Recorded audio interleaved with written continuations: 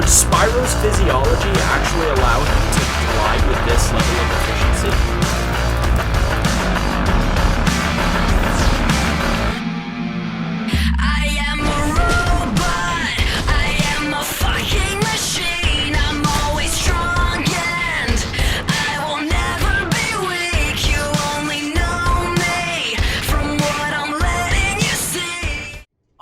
Ladies and gentlemen, let's do this.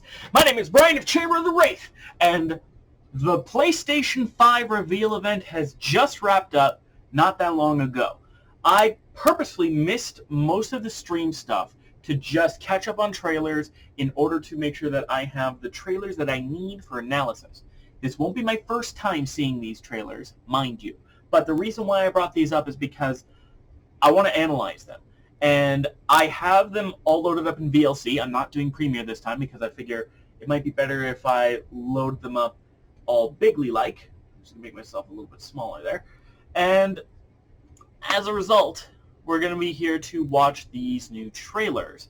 If you've not seen them yet, I'm going to link them in the description below so that you don't need to hear my stupid bearded face talking, and then draw your own conclusions from there. I also have some deep dives loaded up for later so that we could talk about things like specs, backwards compatibility, and all of that good stuff. So first, we're just going to get started by moving right along with this Future of Gaming intro. There isn't much to say. This is just like the intro for the trailer, but once it gets here,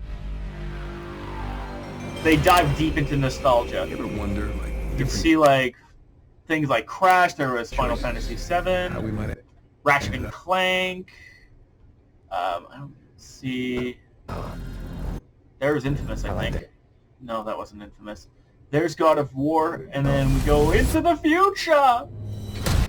Now here's the thing, right? The first thing they open up with is a PlayStation 3 title. This is God of War 3. I don't know why, and then I guess this is just to highlight the history of the console, but as you'll see later, it's very odd that they highlighted a PS3 title specifically. Moving right along, this is the second most requested thing people wanted to have a look at. We saw this before. It's the the controller, the DualSense, which has a haptic feedback system. Now, you've dealt with haptic feedback before. Haptic feedback just means that when your phone vibrates at different degrees, oops, I didn't mean to drop it quite that high. It's in a case, it's fine. It basically means that you have different vibration systems and you get feedback from touching stuff. So there's an enhanced rumble feature, for instance, in here, that should lead the way to better rumbles. You can feel it in the controls. Adaptive triggers are going to be huge. You feel the effort in order to pull the trigger in a gun, for instance. A lot of you shooters are going to be keen on that one. The USB port, this doesn't seem like a big deal because, I mean, you could charge your PS4 via USB, but this is USB Type-C. That's the same port that charges most smartphones, which means that they're moving forward and into the future, and this means reversible charging, so you never have to worry about plugging in a cable in right again, and more importantly, faster charge speeds. So your controllers will charge a lot faster. There's a motion sensor. This is not new. This is the thing I'm most excited about and basically confirms PlayStation 5 videos for the Chamber of the Wraith. There is a share feature. I don't know if they're going to do a Share Factory 2 on the PlayStation 5, but this personally just has me excited. They're doing this again. I'm glad they're doing it again. They're not making the stupid decision to not do it again. So, there you go. Built-in microphone. This is probably not going to be used all that often, but this would be a really cool thing just to be like, hey guys, I need to go, and that sort of thing. Headset jack, of course. And then, yeah, they're calling it the DualSense now. This is not DualShock 5, per se. And that was that. we're going to move on to the hardware. This is what everybody wanted to see outside of the price, which I don't think we have yet.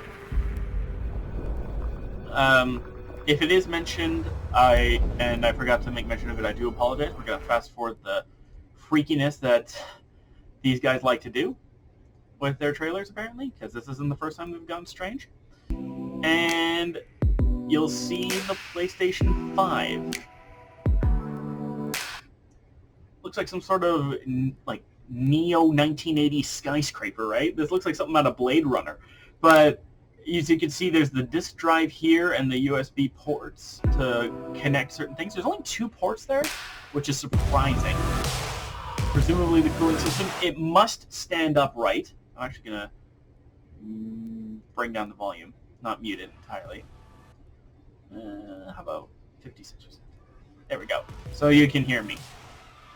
They want this thing to stand vertical. Here's power. That's probably eject. And there are your 2 ports, USB and I don't know what this one is. Don't know why you have to do this extreme close-up. This is a console, not a building. So, oh, there is something there. There's something last minute there. I wish I didn't have to go frame by frame for this one. Yeah, so there's your charging ports. And then I don't know what that last part is still. They're keeping that a secret for some reason. Maybe it allows connectivity to like an extended hard drive or something. That'd be nice, wouldn't it?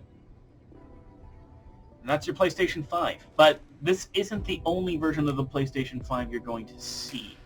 Because you go forward a little bit, there's a second version. The digital edition. And this is a sign of the times right here. How many games have you bought digitally? Full disclosure for me, I think about 90% of my PS4 library is digital. Maybe even more, because physically I bought Mortal Kombat X, Gravity Rush 2, excuse me. Pretty sure I bought Horizon Zero Dawn physically as well. And I've bought my dad physical copies of certain games like The Witcher 3, but most of the time if I'm buying a game, I'm buying it digitally.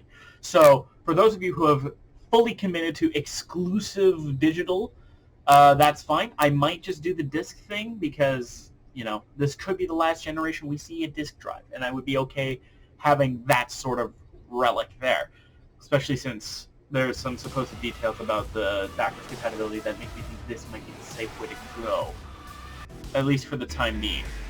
And then we get some of the other peripherals that I want to bring up. So your controller, duh, we saw that already. Then the charging station. This thing is really nice because you can plug in 2 controllers at the same time, which is huge because the PS4 natively didn't allow that. I think they ended up coming out with the charging station later, but this is kind of bog standard now, and I'm happy. The camera's back too. I don't see a micro. I don't know why I said micro. I don't see a microphone function on here. Like I don't see anything that would denote a microphone. So I wonder if you have to use the controller as a mic, and not this thing. The headphones, which Sony's been known for making excellent headphones. I had a pair for when I took audio classes back in high school. They're really nice. And this is new, a media remote. So this is for stuff like TV and Netflix. So you don't have to rely on your controller to scrub through, I don't know, Crunchyroll to watch My Hero Academia Season 7 or something. I don't think there's a 7th season. Just roll with me here. And there you go. That's everything that could be coming with the PS5 kind of at launch. The camera is small too. It's like half the size of the PS4 camera, which leads me to think that the mic is mainly in the controller, so hopefully it's not garbaged here, but we'll see. And now we're talking games. And I wanted to highlight, I put the games in alphabetical order, but coincidentally that means this title gets to be first on the chopping block from PlayStation Studios, which is the new PlayStation-centric game-making studios. Astro! It had a name. Shit, hang on. Astro's Playroom. So this was a PSVR exclusive thing that they did where they had Astro and it was all VR. It was like a VR tech demo in game form. And here we go. The little guy is playing on PS5. It doesn't, and they turned it into a platform with no VR indications of any kind. And that's actually, hang on, and that's actually really nice to see. Oops, I didn't realize I was, oops. So the thing about this is that this is being described as a game that is going to focus on a lot of the controller-based features. So, again, apologies for the bleh, apparently 1080p is not good enough anymore. Ah, shit. This is going to focus on a lot of the PS5 controller's features. So this is going to be the tech demo game. This is the game you pick up to see what the controller and haptic feedback and everything is all about. With 4 worlds, you're just collecting PlayStation coins. I think this is just cute. Like, they're highlighting, and you have to see what you mean. You feel the drip, you feel everything being blown away. Hold on, Astro! I'm not going to play everything in its entirety because I feel like this could be an issue, but yeah, the haptic feedback, I just want to scroll through because the most important thing about this whole shebang is that it's preloaded. Every PlayStation 5 is going to come with Astro's game, which I forgot what it was called. Astro's Playroom. Thank you. Every PS5 is going to come with Astro's Playroom, which is huge. One of the big reasons that the Nintendo Wii did so well was that it had a game that came with the console. It had Wii Sports. Straight up, you couldn't, for the longest time, you could not buy a Wii without Wii Sports. I think it was like in the first year, every Wii had a copy of the game. That made that artificially inflated Wii Sports to be the most bought Wii game, but Wii Sports was fun, and it helped introduce motion controls to everyone. Doing this is an incredibly smart play, and I'm surprised that there wasn't any game preloaded onto the PS4 to show off its features. This is that game that's preloaded, all ready to go. Go have fun with Astro's Playhouse, or Playroom. Either way. And of course, this is a PlayStation exclusive. You're not going to put this thing on PC. Come on. Next up is it Deathloop? Yes, it is. It's Deathloop. Finally. We saw this back at E3 last year. So after almost a year, we finally get to see some gameplay about what's going on. This is a first-person shooter type thing where you can deal with it. You have abilities to warp and teleport, go in, guns a-blazing, and there's even a little bit of story stuff going on where dead, restart loop, and you're back at the beginning. Now, there's a little bit of story stuff here too, talking about what you're doing. It's a big party. You're going to break it up. And there's 8 deadly assassins that you have to track down. With each death, you learn more about the world. But here's the thing. There's an expert super assassin after you who doesn't want you to stop the party, basically. So you're going after her, too. And this is a Bethesda-published game by the guys who did Dishonored, which is funny because I just picked up Dishonored not that long ago. I think there's a sort of bitter irony about it. But, yeah, Deathloop, color me interested. And I like how they did it in this, like, 60s, 70s movie-style thing. Like, Deathloop's in quotes. It's in the style of a movie poster you would see in the 70s.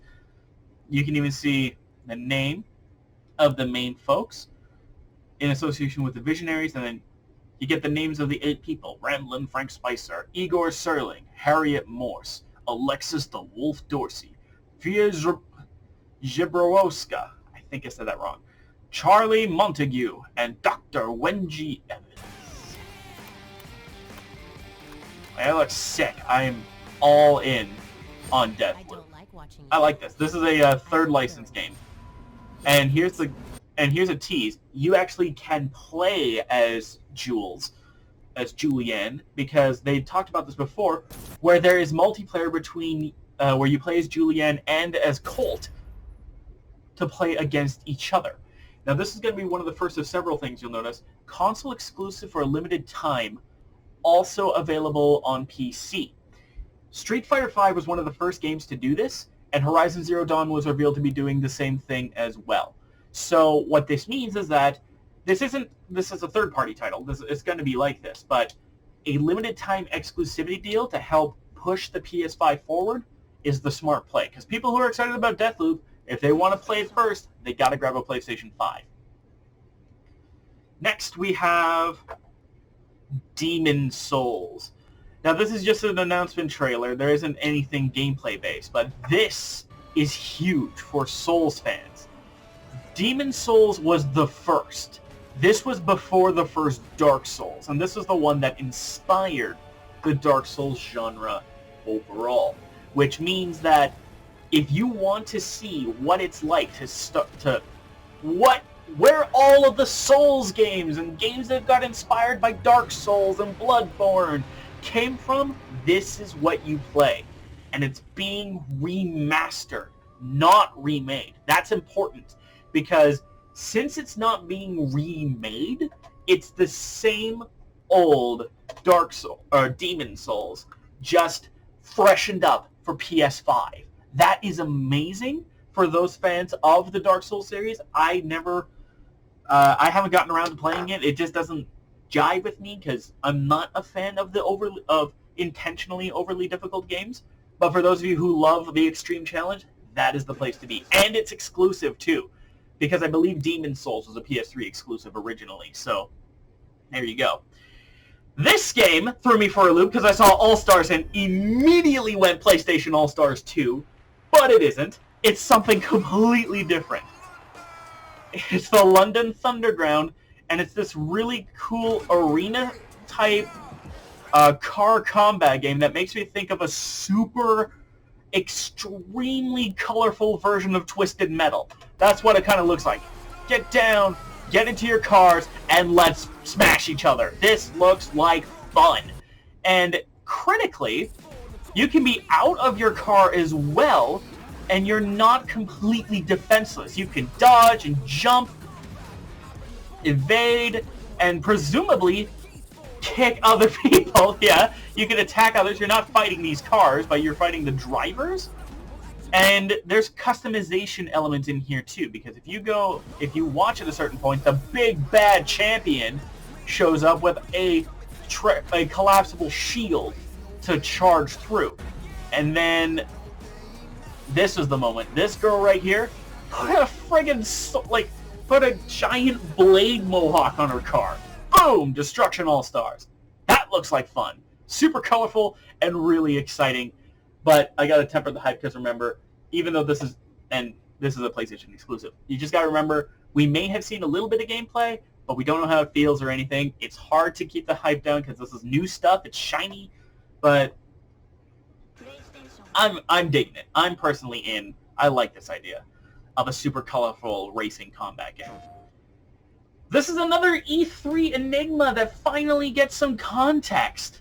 Ghostwire Tokyo. 90% of Tokyo has been kind of attacked by the supernatural.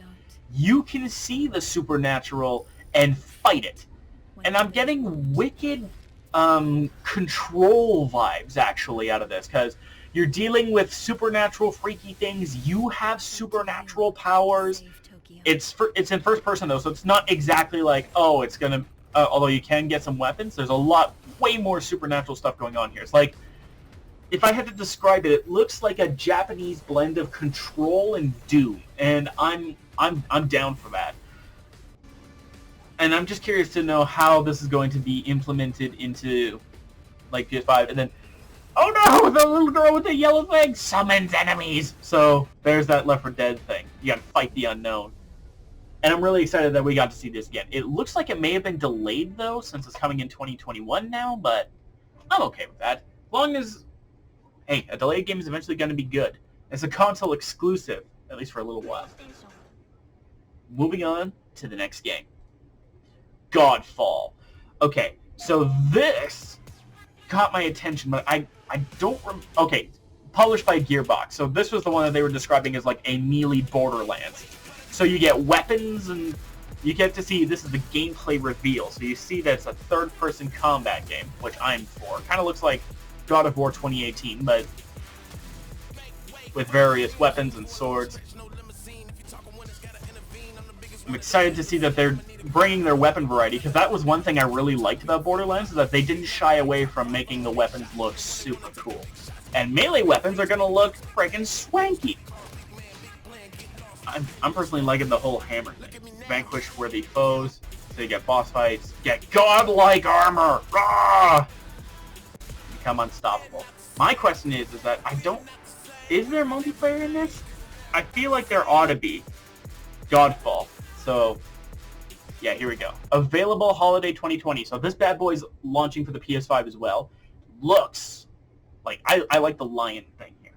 I just don't recall if Counterplay Games is putting multiplayer in here. Because if they are, I would play this with the scrubbers so fast. Those guys, I miss those guys. I gotta get them back together sometime. And then here's one of the games that was actually quite divisive.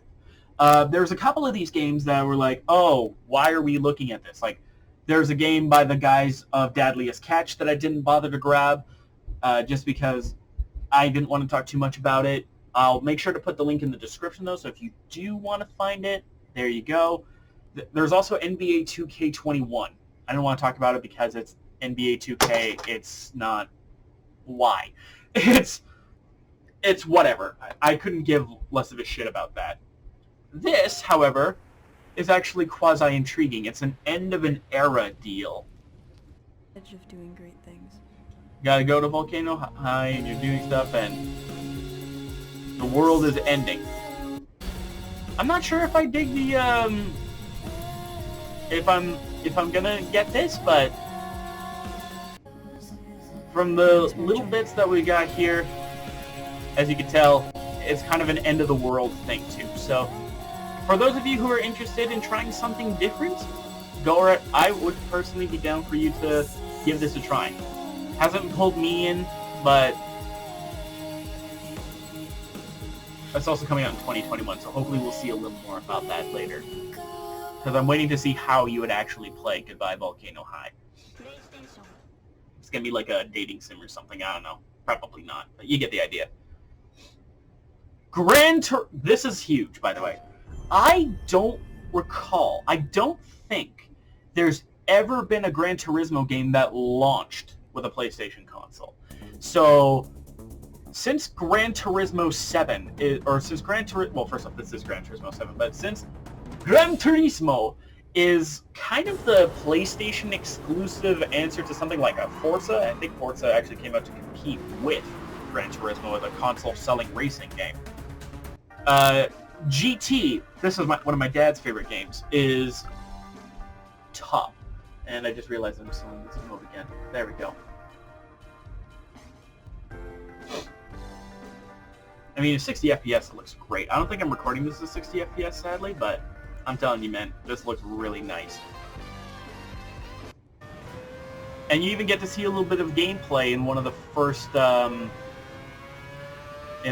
races. So you kind of get to see how you look in game, and it looks gorgeous, as to be expected. So a exclusive that doesn't seem to get as much exclusive praise as like a God of War or a Spider-Man.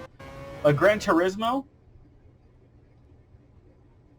7 being a PlayStation exclusive, one of the first games revealed, wait, did I say it was launched? Because I'm pretty sure I didn't see a release date in here anywhere. So, I might be wrong about this being a launch title. I do apologize in advance for that, but since they're showing it off now, we know it's happening.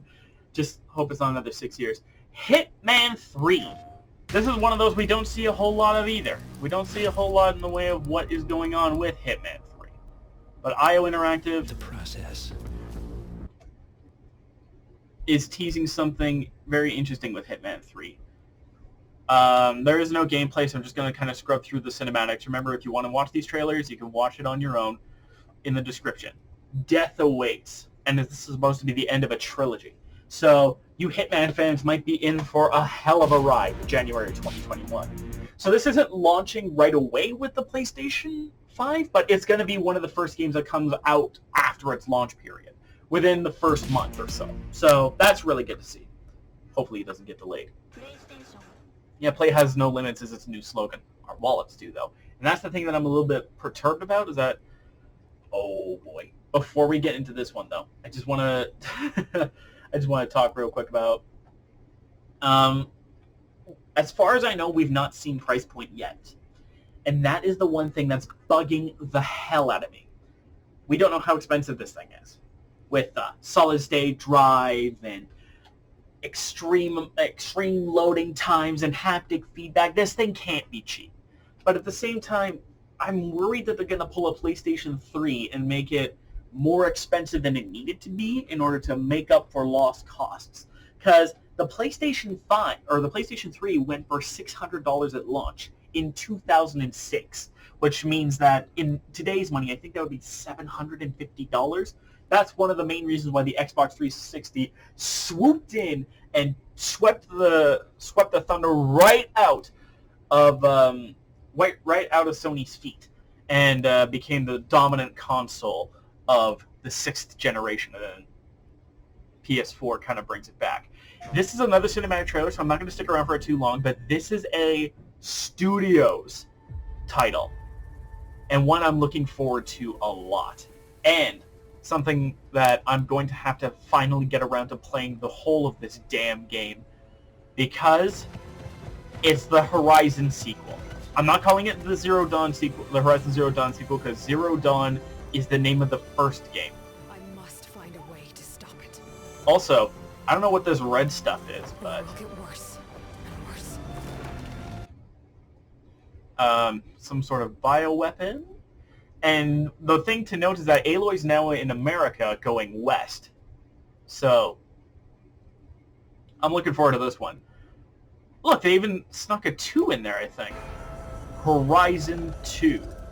Forbidden West. What a cool-ass name for this. And then you get a sweet shot at the end showing that the bad guys But what have their own giant murder mammoth. And standing against them, Cassie Cage's red-headed sister from another universe. I'm joking about that because Ashley Birch voices her, and Ashley Birch voiced Cassie Cage in MKX, but Gorilla, you never fail to disappoint me with Horizon stuff. I don't know when it launches, though. Yeah, it doesn't say it's when it's launching. It's a PlayStation exclusive, though. So this may be a launch title. I didn't see anything about a launch date. It is what it is. This is another one that's a little bit odd. I think it's mostly cinematic, though. It's by the Super Brothers, and it's called Jet. You have to go to other worlds and kind of colonize them by the looks of it. Called Jet the Far Shore. I'm going to have to look and see if maybe I can't dig up a little more information about it, because it is a launch title. So more info should be coming about it soon. With songs and sounds by, I'm guessing, Scientific. And the devs are either indie or AA, because I don't recognize them. This is cute as all hell. Kina, Bridge of Spirits. We get to see a little bit of gameplay here. There's Kina. By the way, the art style for this game looks fantastic. I love this. This looks like a really high-budget animated movie, and I'm here for it. These little guys are called the Rot, by the way. I don't know why they're called the Rot, but they are... Look at them! Look at the little babies! Goodness me, they're adorable. And the funny thing is that the Rot... Like, look at how it's all animated. This looks great. I love this. Look! They're the PlayStation sensors to Pikmin. Kind of. Look at the little guys. Oh, and the kids are adorable. Kina looks awesome and adorable too. This just looks like... You want a game that plays like an animated movie? This looks to be it. Combat, archery, help from the Rot. Running. Ooh, cinematic shot there. Parries are a thing too. And a huge purification super. Nice. Nice. I'm all for that. And yeah, this is called Kina, Bridge of Spirits. Does it have a launch date? I don't know. PlayStation 5 console exclusive. No launch date, but I'm in for this. I'm all about that. Little Devil Inside. This is one that I only saw a little bit of. Looks like there's a little bit of gameplay with having to run from monsters. I'm honestly not digging the art style here. It's just not my cup of tea. It's neat. I'm not gonna lie, I like it when they try something different with the art style and such, but this isn't my cup of tea. This looks to be more cinematic than anything as well, so... Looks freaky too, but I'm definitely gonna have to maybe have a look at that when there's more details about it, but art style wise, it's not my thing. It ain't my cup of tea. This. Oddworld is one of the most iconic but obscure franchises out there. And this is a remake of the second Oddworld game. The thing about Oddworld is that it's designed to be odd and strange. This was a PlayStation 1 series as well, with some dabbling into the 6th and 7th generation via the Xbox. But Oddworld as a series hasn't had a lot of games. And they did a remake of the first Oddworld for PS4. And that was the last we had heard about Oddworld outside of a tease for Oddworld Soulstorm, which is a remake of Oddworld Abe's Odyssey. And you get to see a little bit of gameplay, and holy mother of God, this game looks inhumanly gorgeous. Oddworld wasn't my bag of tea when I had a look at it a long time ago, but I know there's some big fans of Oddworld that are just like, give this to me now, I can just tell. And I think we first heard about this in like 2014 too, so Oddworld Soulstorm finally getting some semblance of a gameplay trailer is exciting. PlayStation console exclusive, also coming to PC. Exciting stuff. Project Athia, or Athia. This is a Squeenix project, and it's mostly taglines. We do get to see a little bit of what looks to be gameplay. Development footage shown expected to change. This kind of reminds me of that demo that they showed with Unreal, with the parkour and the magic and stuff. I don't know what this is going to be. Jokingly, I'm going to say this is Final Fantasy 16, because that's basically all I know Square Enix for. And there's a dragon! But this is... We don't even know what the real name of this game yet. Designed for PlayStation 5, yes. But this is a working title, Project Athia, and Square Enix is the publisher.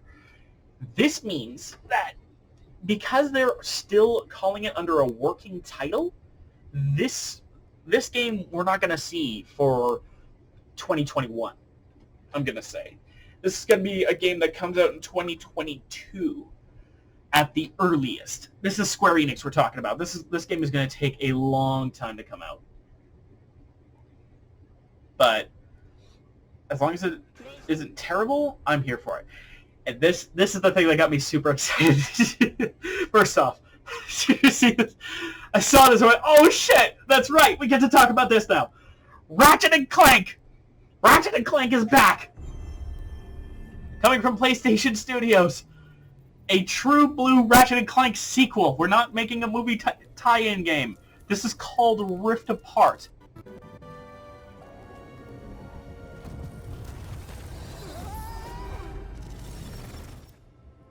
Oh god, look at Ratchet! You alright back there? No way. Wait a minute. Is this Sargasso? A lot of the analysis stuff is going to be in this one, because Ratchet & Clank is very near and dear to my heart, so I'm willing to bet that I'll be able to pick up on some things that... Okay, so this is the cinematic trailer. Yeah, so this looks to be Sargasso, which we last saw in, like, Tools of Destruction. Get to... Right. The ship. I mean, we can't be that far. I just realized, did they give Ratchet fangs?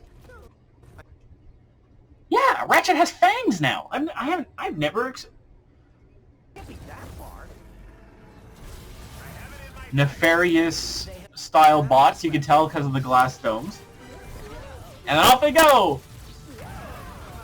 And transition into gameplay, this looks so good! And Insomniac isn't one to do misleading gameplay. This blew me away. Rifting to another planet, just out of oh wait, I just noticed something. Holy shit! You could double jump on the grind rails now. I don't know when that was a thing, but it definitely wasn't a thing in a crack in time. Do it again. Rift, shift to another planet. Like, what is this madness? Here we go. Crow Canyon. I don't remember what planet, but this looks like Crow Canyon. Well, it is certainly not good. Yeah, this is totally Crow Canyon from A Crack in Time. Drachnos, maybe? It's hard to know. Oh, I don't remember this planet off the top of my head, but we got space pirates! Space pirates are back! But we're coming up to the moment that completely caught me off guard. Ratchet and Clank are separated again, which, this is the third time that they've done this, where they've made a game where Ratchet and Clank are separated. I don't know for how long, but they did it in Deadlocked, with Ratchet Deadlocked. They did it for, I want to say, the first half to the first two-thirds of Ratchet and Clank Future of Crack in Time. And then, here we are again. With Clank being separated from Ratchet, God knows where. And this is huge to me. Wherever this is, it looks to be like Nefarious Central. Dr. Nefarious drones, there's the iconography. Of course, there's Dr. Nefarious himself here, so Dr. Nefarious is back in his robot form. And this is definitely going to be a sequel to Into the Nexus. This does not strike me as a sequel to the reboot. I don't think this is a sequel to the reboot, even though it looks a lot like it from other gameplay that I have seen that hopefully I put into the timeline. But this doesn't strike me, now that I'm thinking about it, maybe it is. Maybe it's going back to the reboot timeline, but I don't think it is. Ratchet? Who? And holy shit, a cyborg Lombax. And here's the thing. I know this, obviously this is a Lombax, but there's a few neat details about this character. They are the first Lombax that we have seen in the flesh that isn't orange. Angela Cross was orange. Azimuth was kind of a pale orange. He was gray, but he had orange overtones. There's no orange on this Lombax anywhere. The stripes aren't orange, nothing. It's just this kind of a whitish tone with the blue eyes. People are saying that this is a female Lombax based off of the voice, which I'm actually going to bring the volume up so you can hear. Who? The fact that this one doesn't know who Ratchet is surprising. But they're saying that this is a girl. I don't think so. In previous lore, male Lombaxes are the ones to have tails. But this is another interesting thing. This Lombax has a bushy tail. Has the bushy tail. Ratchet's is a lot more lion-like, a little thinner with the bulb on the end, and that went for Azimuth too.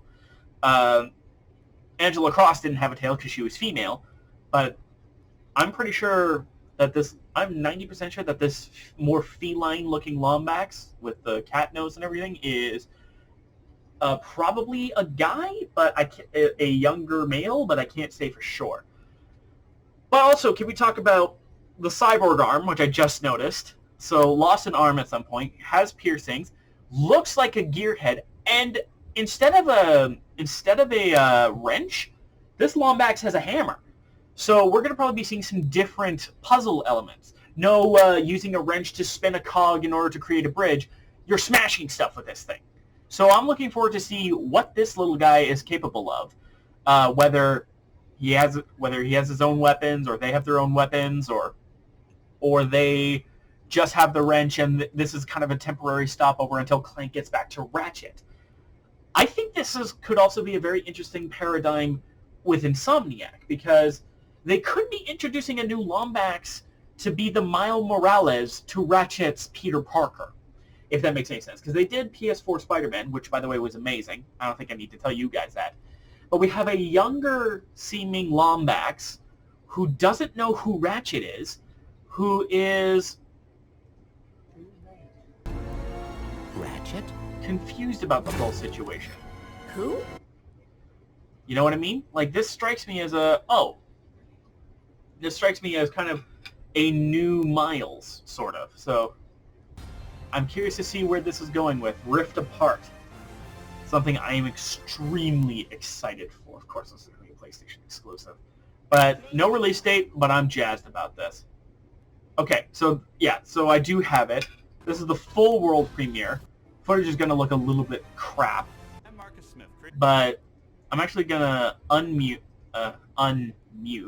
this so that you can get a little more hint as to what's going on.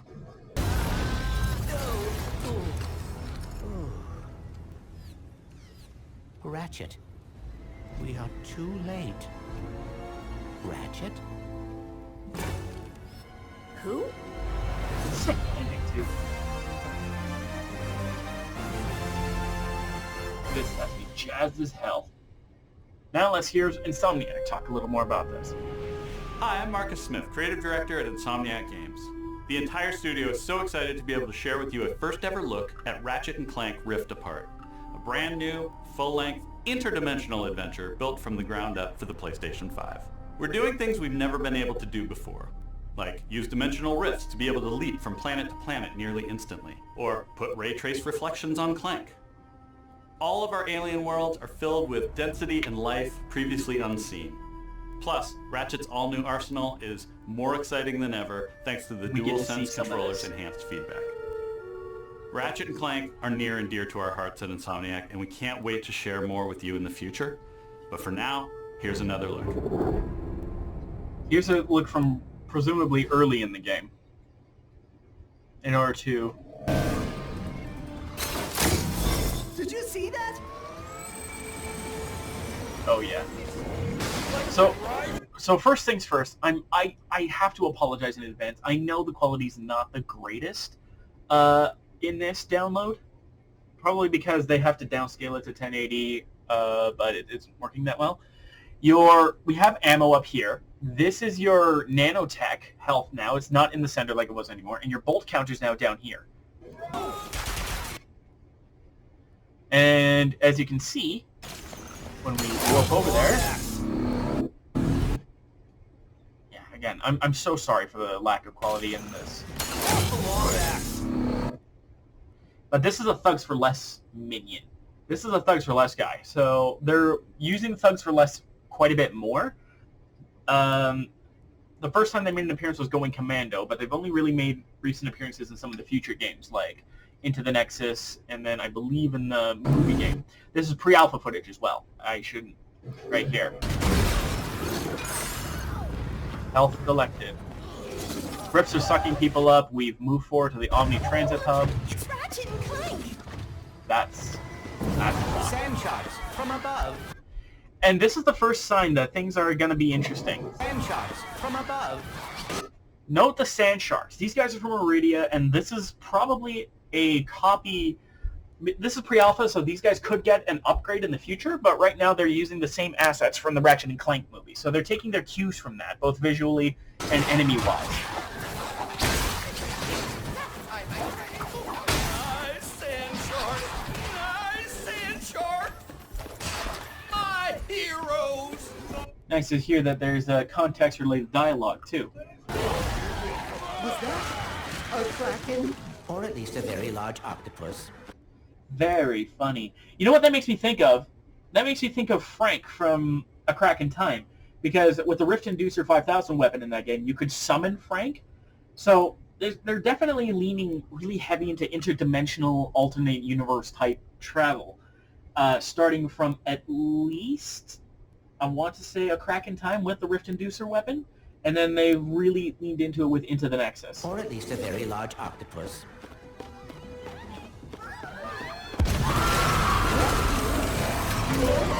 Big robot thing. The Rift thing looks really cool, by the way. The Rift transitions look gorgeous. I will never get used to that. The helipack is back! I mean, I don't know why I think that would be gone, but, you know. Break reality. Transition over. We get the aim mode from future games. Enemies are diving. Did Dr. Nefarious really resurface after all these years? So there's a little bit of a dialogue hint here, if you listen very closely. Did Dr. Nefarious really resurface after all these years? Yeah, so this is definitely a sequel of some description. Because they said Dr. Nefarious resurfacing after all these years. So that implies to me that this is a sequel to Into the Nexus, not to the reboot. The big reason for that is that all these years, right? I don't imagine that it would be like a 5 or 6 year gap between the reboot and its sequel. Especially if they're following... Oh, what is that? Sorry, I got distracted by some sort of injury I got on my foot. But... what was this thing? Right. The last time we saw Dr. Nefarious before the reboot was A Crack in Time, back in like 2010. And then there was like 3 or 4 games where Nefarious... Oh, wait, hold on. No, wait a minute, I lied. All for One was when we last saw Dr. Nefarious, but then he disappeared. And then for 2 games, 3 if you count the reboot, for at least 2 games, Dr. Nefarious has not been seen. So I'm inclined to believe that this is a sequel to the main timeline. Just a try. Okay, so... Really resurface after all these years. Just a... I like that new evade. Okay, so we can see 4 weapon icons. We know one of them is called the burst pistol, which is what we've seen so far. And then the topiary sprinkler.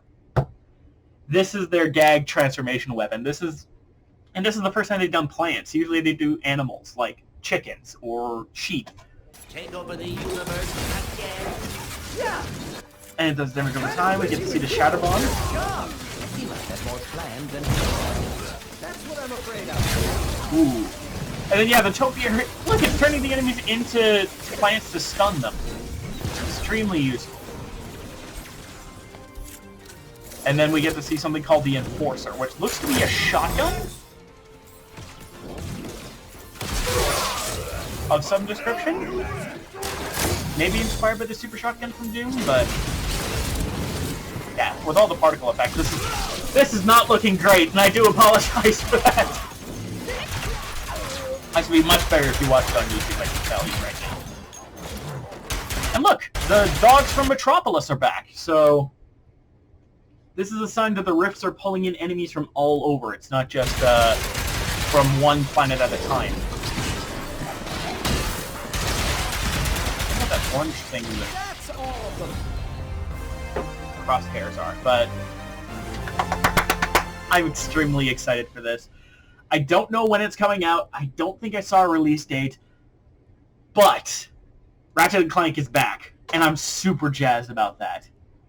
And I think if we are where we think we are. Wait.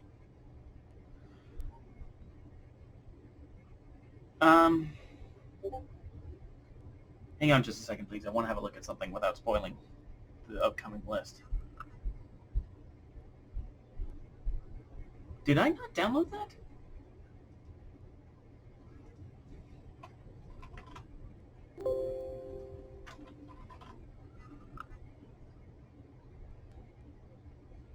Did I not download? I should have downloaded that. Sorry. I'm looking for something that I was reasonably sure that I had downloaded, but it looks like it isn't actually here, because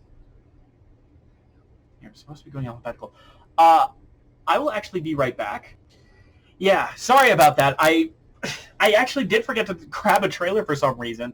I thought I did, but this is the one. This is the one that everybody's super jazzed about. This is another Insomniac game. I'm gonna bring down the volume a little bit. Yeah, it's Spider-Man. But not only is it a sequel to Spider-Man,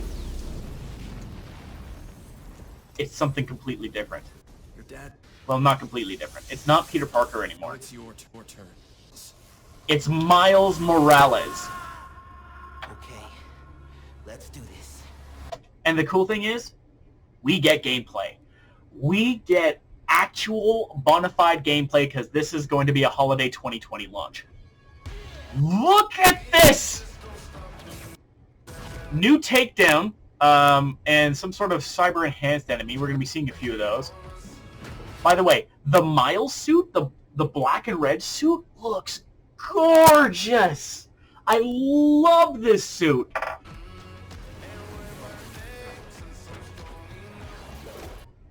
Look at the shots that you're getting here. It's in winter too. This looks prominent. Don't know who this is, but check this out. Look at that. That's a cloak. One of Miles Morales' notable traits over Peter Parker is that he's able to cloak and turn invisible. This could be huge and mean that there's a much better stealth element in this game than, when I say better, I mean like stealth can be further emphasized than in the last Spider-Man game. And then he has the electric zips. I think they call them stingers. Action packed. You get, I don't know what this guy is. He looks like something. He looks like somebody out of Anthem. This is like Spider-Man telling Anthem, "I'm better than you," but that could just be me. And then you get Miles, who's definitely looking a little bit older. Not by much, but I imagine this could probably be year 2 for him, just by looking at him as Spider-Man. Logo looks fantastic, by the way. And this is the name of the game. Spider-Man Miles Morales. Be greater, be yourself, holiday 2020. No doubt in my mind that this Spidey game is going to launch with the PS5. And this probably means that Ratchet & Clank is going to be a little bit behind development, maybe a 2021 release, because they probably are developing these games. They're developing these games side by side. But if you notice, the gameplay footage from Ratchet and Clank is pre-alpha, whereas there is no such indication here. There's no indication that this is pre-alpha, and the release date would lead me to think so. I wonder if we're going to see more of this, because I really want to know more about like what the story is with Miles being the main Spidey, and why we're transitioning to Miles instead of Peter. But maybe Peter's going into retirement. Maybe Peter dies. We have no idea. That could just leave Miles as the only Spider-Man in this universe. Or there could be a tag system. We don't fucking know! And we'll probably know sooner than expected, because with a holiday release date, either we're going to see, at the very worst, we're going to see what this game's all about in like 6 months' time. When we get it in our hands. You know what I mean? And yeah, I'm going to have to skip forward a little bit because I had to go back and grab stuff. Resident Evil Village. His story comes to a close. I am not a Resident Evil person by any stretch of the imagination, but it looks like they're continuing off of Resident Evil 7 with the first-person stuff and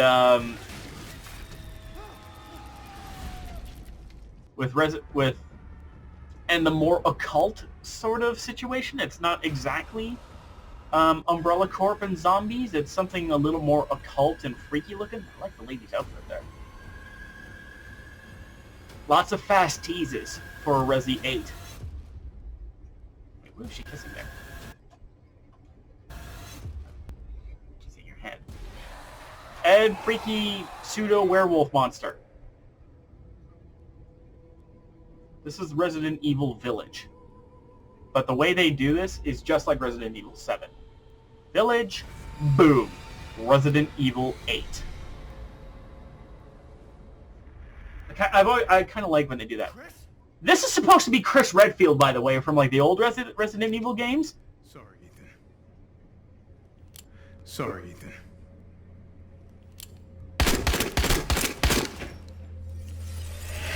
Why? I've heard a double tap, Chris, but did you really have to pentatap? Jeez. And this is coming 2021, so this could be an early holiday release, or this is going to be a little further down the line, but I wouldn't expect anything less from a 2021 release. Only a few of these games are actually launching, but... And then there's Returnal. Okay, so this is really strange.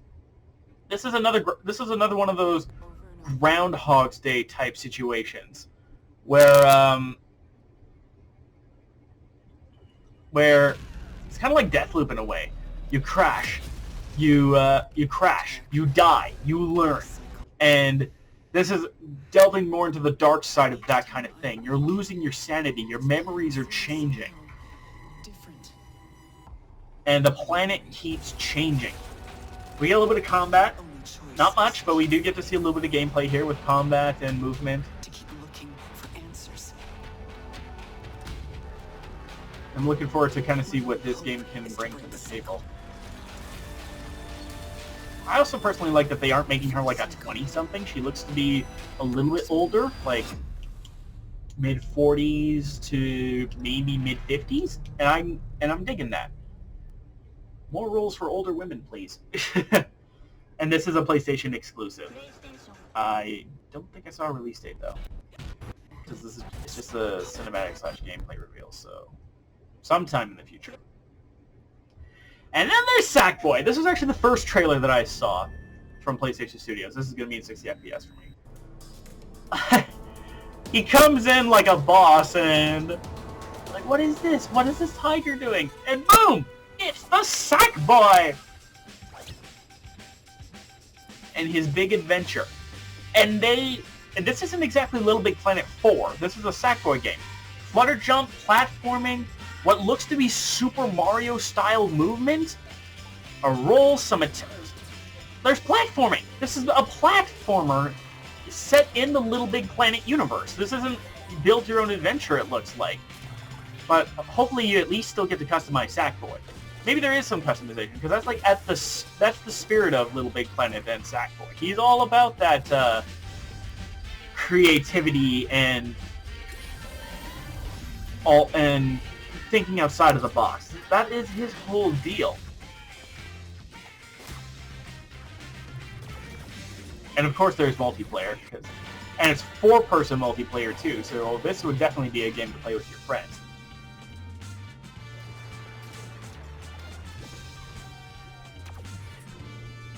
Use the bubbles to activate things. This looks great. I like that it's the flutter jump. He's just like, oh, okay, give me a sec, please. Ah, shit! I love this. I love this so much. Didn't see a release date on this either, unfortunately. But I'm down for a Sackboy adventure. Then there's Solar Ash. I know somebody who's going to be particularly excited about this. This game is by the devs of Hyper Light Drifter. And you can see it in the art style. It's very distinct.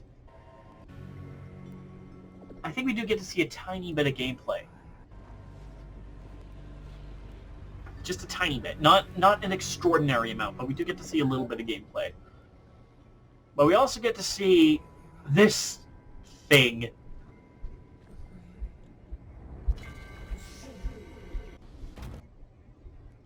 Yeah, so it's like we transitioned into a gameplay stage here. Transition to movement to, like, skate on grass. I wonder what this is. Oh, that's right, because this is the intro thing. They called it an introduction. So this is probably what you go through when you first launch Solar Ash. And then you play through, and off you go. In 2021, that is. But I'm really interested in that. But this, as far as the indie titles go, this is my favorite. This is the one I really want to play the most. This is by Annapurna Interactive as well. So they're publishing this and Solar Ash. But the reason why I want to play this game above anything else, rip humans and you get robots instead of people, is I get to play as a cat. There was talks about this before where there is a game being developed where you can play as a cat. And this is it. This is Stray. You play as a kitty. And I'm all for this. Because you know what? I love cats. And anybody who's a cat person is going to love this game too. I can just sense it. Play as a cat, you parkour. Apparently you befriend a sentient drone as well. I saw that in the trailer. Look at him. Oh, look at him! Look at how cute he is! Oh my goodness. I'm gonna die from cute from Stray. coming in 2021, sadly. So this isn't a launch title, but I'm okay with that. I'm not getting this in 2020 anyway. Which is going to make things difficult. But this is the closing sizzle trailer because I brought this in because this is both to signal the end and to talk a little bit about overall. The games look very promising and very cool. Horizon Forbidden West is definitely one of my highlights. My top 3 though are like it's in 4th place. Forbidden West. This is number 2. This is my silver medal winner, Spider-Man here. Number 1 is Ratchet and Clank. Number 5 would be Sackboy. And number 3 is Stray. So my top 5 games I'm most excited for here are, in order from 5 to 1, Sackboy, Horizon Forbidden West, Stray, what the hell is it called? Spider-Man Miles Morales, and so you'll get to see a little bit for the games that I didn't show either. So there was NBA 2K21 right there. And number 1 was Ratchet & Clank, Rift Apart. But again, all of the trailers and all of the video you see here will be linked in the description. So too with the articles that I will be showing in the upcoming part of this video. This is going to be a long one, if I didn't say that already. So be forewarned.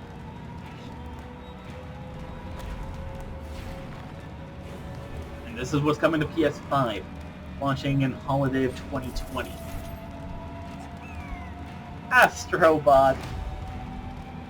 I like the oh, wait. I wanted to talk about that too, but there wasn't all that much to talk about. It was called, can't remember what it was called, but it's another Capcom game that's coming out in 2022.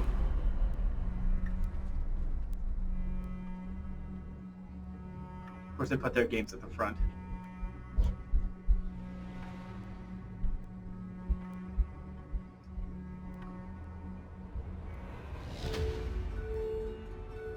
Here we are. Next generation is coming fast. PlayStation. Sooner than we realize. Okay, now, as I had mentioned before, I have some articles, and I'm going to be talking about them now. Here we have the recap from PlayStation Blog. This is one of their main articles alongside talking about other games like Goodbye Volcano High, Kena, Project Athia, and these are all being written by creative directors, COOs, community managers, and there's other stuff you can see for PS5. Sci-fi shooters, an update on next gen, talking about Godfall, and then moving up into some of the reveals that they had. I don't know why Spider-Man's not here yet. Presumably because they're getting one of the Insomniac guys to write about that and Ratchet and Clank. But in the showcase, there's some tech stuff that was talked about because all I showed you was the trailers for the games and what the console looked like. I want to talk to you more about the nitty-gritty of the console. The PS5 console has a disc version that will have an Ultra HD Blu-ray disc drive, and there's a digital edition that doesn't have it. Presumably the digital edition is going to be slightly cheaper for that reason, but the games that you get will be all the same, of course. There isn't going to be a PSP Go situation where there's going to be games only available on the PSP Go. You know what I mean? They're not doing that anymore. Some examples of games coming in 2020. Look at this. Look at this shot. Look at this shot from Spider-Man. This looks like a load screen or something, but God, that suit looks gorgeous. And then we get to see a little bit from Horizon 2, Forbidden West, and highlights from other games. So from the indies, Bug Snacks. That's one of those games I didn't talk about. This is the game made by the creators of Octodad. That trailer will be in the description. Goodbye High, cinematic narrative. Okay, so that's what it is. To a mythic oceanic planet, narrative-driven action adventure, storytelling and world exploration. Okay, so Jet looks to be kind of an exploration, story-based game. Action adventure with Kena, as I expected. Little Devil Inside. Gain evidence and findings for your employer in the Victorian-like era.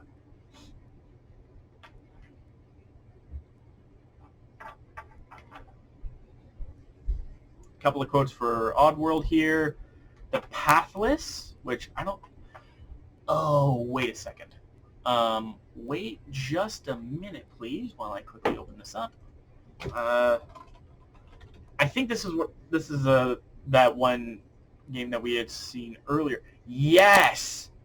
Yes. I remember this now. This is the follow-up to Abzu. This isn't a sequel or anything, but this is what the Abzu developers are doing afterwards. This is a reveal trailer. It's coming to PS4 as well, and I'm super jazzed about this. It's also coming to PS5, no doubt. I just want to see if maybe there's a release date. Sometime in 2020, likely to coincide with the launch of PS5, since they're talking about it coming to PS5 in... I thought they had an article talking about it. Anyhow, they talk about it in the article here. Stray, they talk about a little cat in a futuristic walled city devoid of life befriends a sentient drone. The cat must find its way home and perhaps help the city along the way. This right here is the sign that Stray is being played from the cat's perspective, and I am super excited about that. And then for third-party games, Grand Theft Auto 5 is coming. I could not give less of a shit. Of course, Grand Theft Auto 5 is going to move to the next generation. It's the most profitable video game thing of all time ever. So I don't know why they wouldn't. But it's just gonna... Can I do this maybe? Kind of, but I'm kind of... Yeah, I cut myself off because I have to be at like this angle. Sorry, experimentation. I'm just gonna do this. Here we go. So moving on, we have Ghostwire Tokyo, Godfall, Project Athia, Hitman 3, NBA 2K21. Again, couldn't give less of a fuck about. Pragmata. This. I wish I had grabbed the trailer for it. It will be in the description, but Pragmata looks super weird. Sorry, I was from talking too much. This could be very, very good. From what I've seen, but there isn't all that much to go on. Now let's talk backwards compatibility. A lot of these are going to be from Eurogamer, again linked in the description. So, how will backwards compatibility work with the PS5? Right now, it's just backwards compatible with the PS4, and definitely with the top 100 most played PS4 games. So that'll probably be things like God of War, Spider-Man, Horizon Zero Dawn, any of the really big played PS4 games. And any game submitted for PS4 certification after mid-July must also be compatible with the PS5. That's huge. So there's that bleeding transition where you'll bleed into getting a PS5. This does not mean that PS4 games that have a planned release for July 2020 will be compatible, but rather that a certain number of PS4 games being released later in the game will be. Because if it's been certified, if it's being certified by the end of July, then yes, it almost has to be. There'll be PS5 versions of the games like Fortnite and the aforementioned Grand Theft Auto 5, so they'll definitely be doing that. No talk about whether it'll be compatible with PlayStation Now. I'm very hesitant to get PlayStation Now still because I'm not keen on streaming my games, but we'll see how that works out. SSD storage. Should have a look at that too. Let's see. Here we go. So here's a comparison between the two, at least according to these guys. Bandwidth, at least 5 gigs, instantaneous seek time, ability to access 5.5 gigabytes on a typical 8.5-9 gigabytes compressed of data per second. Around 100 times faster than the PS4 currently. Believes this will result in significantly faster load times. They were talking about this before. Games being teased to boot within a second from the dashboard, which would be fun. And then this is big. A near eradication of load times. Obviously, load times will probably still be there either by stylistic choices, like with Ratchet and Clank Rift Apart, where they have to load in a new location, or they'll load in a new location in the background during Rift transitions. But I think with a near eradication of load times, this is going to be huge for a genre that I'm really near and dear to, which is fighting games. Think about it, right? You go play a fighting game. Let's say it's me and a buddy of mine. We're playing Mortal Kombat X. We pick our characters, we pick our stage, and then it takes about 10 seconds to get to the intros, which we can skip. So there's a mandatory 10 seconds, 10 to 15, that we got to wait before we can play the game. This being gone means that online matches are going to be cranked out really fast, allowing you to play more matches. And that's going to be huge for things like fighting games. Expanded design freedom. Using an SSD means developers don't need to duplicate the same files over and over again throughout an HDD or Blu-ray disc to compensate for slower loading. More of what you download will be actually relevant game files. So this could cut down on download size for some games, but I don't think that's going to be the case for long.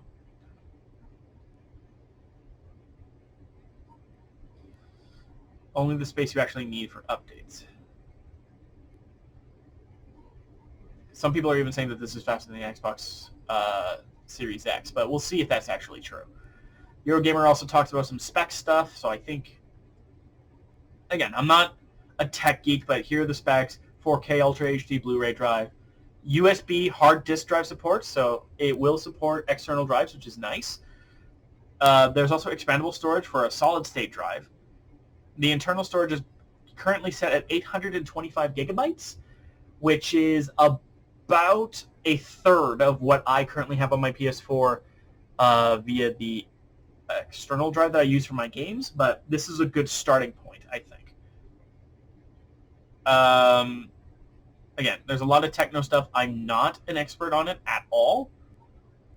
There's backwards compatibility here in a few forms. At first, some games may be released at the same time. A digital-only version, yep, and one which can support physical media. Game installations will be more configurable. Players will be able to delete a single-player campaign, for example, without removing the multiplayer. Interesting. So if you don't want, let's say for some reason Spider-Man gets a multiplayer game and some people love it enough that they don't even want the campaign, which, by the way, that would be dumb, in my opinion. But just supposing, then you could just delete the campaign and just save space by just having one or the other. For me, that would be huge because a lot of games that have both, I just play the campaign. So I could just drop multiplayer to save on space and just keep the size. Do the SSD only. Developers will no longer need to duplicate data. Hopefully they should be better optimized. Yeah, this is what I was talking about. A little bit of cloud functionality. Confirmed things. So this is stuff that they are also bringing in from earlier. PSVR support. The home screen will apparently be more dynamic. Don't know what that means. Geometry engine. Don't know what that means. Tempest. Help create more realistic audio. That's good. Right now, yeah, we still don't know this, which is huge. I have heard talk before how developing one of these things would be $450, which costs Sony $450. So to make their money back, they would only need to charge $500, right? Because that gets them a $50 profit from each PS5 that they sell. That doesn't sound like much on the surface, but when you think about it, if they sell 9 PS5s, the 10th one is free, effectively, which is huge. 10% of all PS5s effectively won't cost the company anything because they're making profit off of it. Not to mention that Sony also owns their own PlayStation Studios for games, so they don't even necessarily have to make a profit off the PS5 itself. They could hypothetically charge it for $400, making a $50 deficit. Not good for them, but I'm just rolling with this for a second. And then remember, a lot of AAA games cost $70, $80 if you're Canadian. Now, if they're say Spider-Man comes out at $70, Miles Morales comes out at $70, that people buying the console and buying Spider-Man, they just made a $20 profit for Sony. So they could, in theory, actually make this cheaper. I'm definitely thinking $500 there. The PS4 doesn't have this feature. The chance of it being included in the PS5 is very low, but there is a patent in 2018 suggesting remastering by emulation. So I wonder if this means that if they'll just go into the back catalog and remaster things, a la what they did with like the first Destroy All Humans games before they did the remake. But this talk about a patent filed in 2018 about remastering by emulation, this technology could be huge. And if Sony might stumble in this regard, but if this works the way that I imagine it will, where it'll emulate a game in question, that could mean, if you'll excuse me,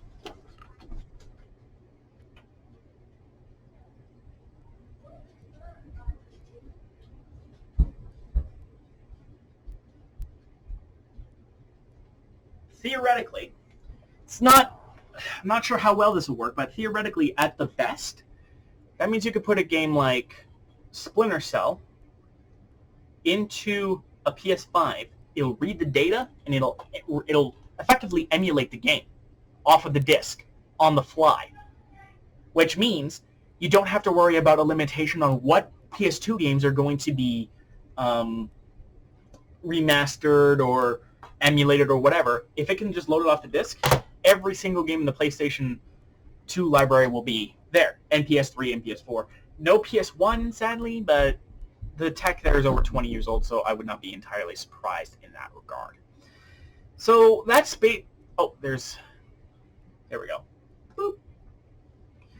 Backwards compatibility with almost all of the top 100 most played PS4 games via built-in backwards compatibility support. Has to be done on a title-by-title basis, so that's a little bit curious. Results are excellent, though. We recently took a look at the 100 top PS4 titles as ranked by playtime, and expecting almost all of them to be playable by launch. This means that I don't think this list exists, but per se. But whatever these top 100 PS4 games are, they will be playable on PS5. And that's probably going to be major titles like God of War and Spider-Man, and could mean games like Mortal Kombat X and Jurassic World Evolution. Games that aren't made by Sony, but have reached enough playtime on those consoles to be in the top 100. And then new PS4 games. Yeah, this is the bit where I was talking about before, where anything approved by July has to be running on PlayStation 5. That is pretty big, because that means that anything that gets announced for PS5, for PlayStation 4 in the near future has a very good chance of coming on PlayStation 5 as well. That is kind of my current super analysis. I apologize, this took over an hour, but there was a lot to talk about and a lot of exciting stuff. I would like to know from you guys what your most anticipated games are from what we've seen so far, and what sequels you want to see on PlayStation 5. So, and if you would like to see backwards compatibility, like I described, where it emulates it off of the disc. Personally, I think nobody's going to say no to that, because imagine being able to emulate the first Splinter Cell on a PS5, and being able to record it, and being able to upload. Man, that would be sweet. Now, there is one last thing, is that there's no details on how the share feature will work, but I imagine with the advanced technology, it will be better. I'm hoping that we can get at least 720p 60 FPS, but if we can get 1080p 60 FPS, I think that would be amazing.